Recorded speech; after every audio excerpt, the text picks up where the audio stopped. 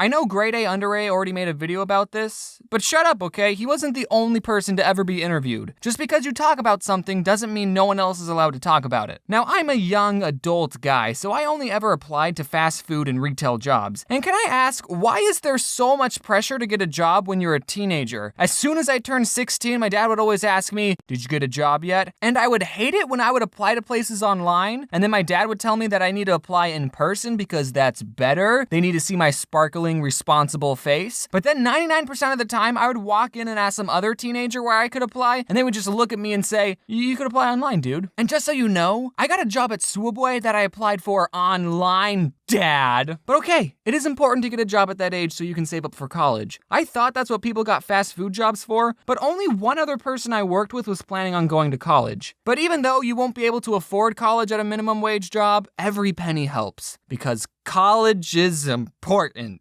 Except in my case, I dropped out of college. School is for nerds! Why is it so difficult to get a job in fast food or retail? If you don't have any friends that are working someplace that's hiring, and if you don't have any past job experience, then it's so hard to get a job even as a teenager. Or maybe I just completely failed every single interview, I don't know. I would apply to who knows how many places online, and then there was only a 20% chance that they would call and set up an interview, and then after the interview, there was a 0% chance they would actually hire me. Can we talk about those insulting personality quizzes they make you take? Like, how are places supposed to know how good of a worker you are from a quiz? When I first started applying to places, I answered those questions truthfully. But then when I was getting desperate, I just answered strongly agree or strongly disagree. My opinions were never somewhat. This one time I applied to a grocery store and this woman took me in the break room and then she told me to wait and then she left for 20 minutes. Yeah, I timed it. And I didn't want to start playing on my phone just in case she came back and saw how irresponsible I was being. So I seriously just sat there doing nothing for 20 minutes. And I was in the break room. Other employees just walked in and out and no one was acknowledging my existence. Does that mean I can just walk into any other break room, just sit down and no one's gonna stop me? But then the lady finally came back with another girl, and this girl was being trained to be a manager, so the lady was using me to teach her how to interview people. So they sat across from me and they were just talking to each other and they were saying stuff like, "So you can't ask him if he's 18, you have to ask him if he's over 18. Are you over 18? No. Okay, so you're gonna check the not hire box right there. I applied to a Chipotle and I freaking got an interview, right? They didn't hire me, obviously. But then I applied to a different Chipotle and I got an interview there too. And apparently the other Chipotle snitched on me because I get to this Chipotle and the lady there asks me, "Did you already apply here?" And I told her I got an interview at a different Chipotle, and she sits me down and starts telling me about how Chipotle is looking for a certain type of person working for them. But all I heard was, "Get out of this store, you stupid, stupid boy. What makes you think I would ever hire you?"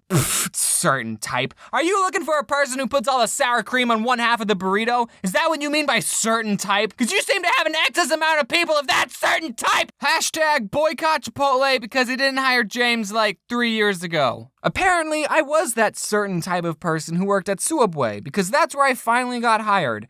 I'm not sure if that's an insult or not. And okay, I don't want to brag, but I was one of the best employees that Subway ever had. I was always on time or 5 minutes late, no in between. I never called in last minute saying I needed someone to cover my shift. In fact, I think I covered the most shifts. And whenever I closed with another person, the manager would usually complain about the work the other person did. So all those places that didn't hire me, you missed out. So this next story happened after I got a job at Subway. I didn't want to work with sandwiches anymore, and I didn't want to keep being paid minimum wage. So I actually like math, right? I'm pretty freaking smart. And hold on, I just need to say something. A lot of people ask me what I was going to major in college because they think I did something artsy and that's what they want to do. I actually majored in math education. That's right, I wanted to be a math teacher, not this artsy stuff. Ugh.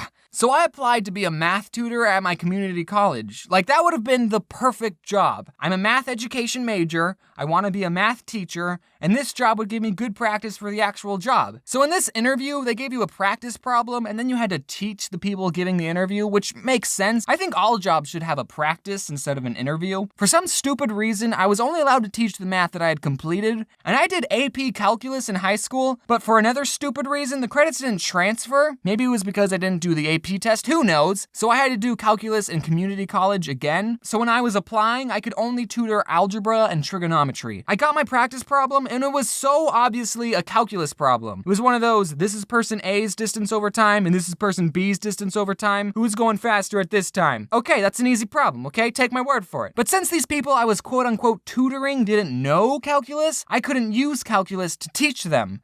Do you guys know what a derivative is? No.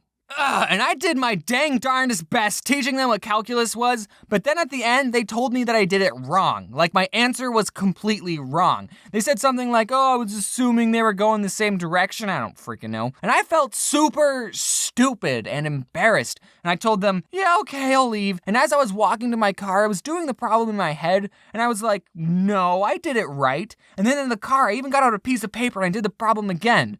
No, I'm still right. So the whole time I was so bummed out. I totally blew that interview. They're not gonna hire me. But then that night I got a phone call and it's the people and they told me, hey, so we're talking about that problem with some of the calculus teachers and they all agree that problem has some elements of calculus. So that leads me to believe that these three really didn't know what a derivative was. But then they told me they'd give me a second chance. Ooh, I was ecstatic. I had to go to Target and buy another nice shirt because I only own one nice shirt and it'd be weird if I showed up in the same shirt. I get there, I get the problem about a farmer and his fence. I totally nailed that problem. I knew exactly how much fence that farmer needed to build 2 pens, with one being 2x plus 3 units larger. His farm animals were going to be so happy. Hit me up if you need any more help, dude. The whole time I kept asking them, do you guys understand? And they said, yeah. So I thought I was doing good. I left feeling a lot more confident.